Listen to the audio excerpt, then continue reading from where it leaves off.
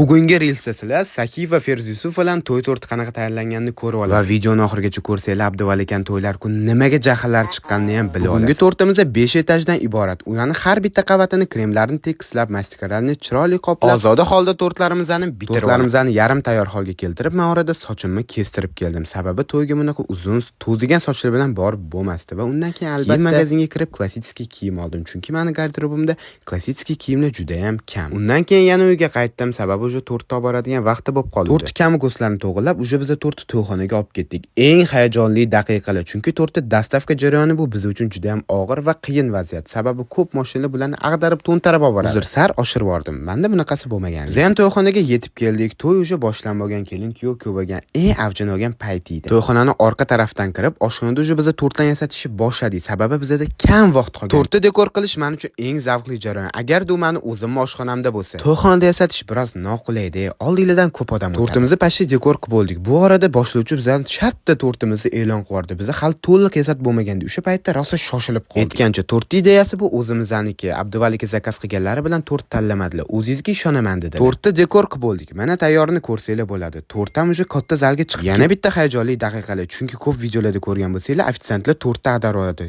Yana shunaqa ish bo'lishiga sal qoldi. Sahif akamizani nimaga jahllari chiqqanini hozir bilasizlar. Tort chiqib bo'ldi, lekin to'yxona xodimlari na tarelka, na vilka, na pichoq ko'p kutib qolishganga jahllari chiqib ketdi. 4 soat biz 5 dan dekor qilishni boshlaganmiz. Tort 10 da kesildi. Shunda ham tortimiz tiq etib erimagan. Shu sababli ham tortimiz kesilmadi. Tortni kesish olmagandan sal qo'rqib ketdim. Keyin vaziyatni o'zim qo'limga olib, tez kirishib ketdim. Lekin shuncha odam qarab turganiga ishoninglar, juda ham hayajonlandim. Tortni kesib berdim, lekin baribir tortni o'zidan vilka qoshuvda yedirishdi. Tort hammaga yoqdi. Tortlarimiz erimasdan uzoq vaqt turib berishiga yana ishonch hosil qildi. Va bu zavqli jarayonni tomosha qilib, hammani xursandligini ko'rib, to'yi tugatib, men ham qaytib keldim. To'y ham va video ham tugadi.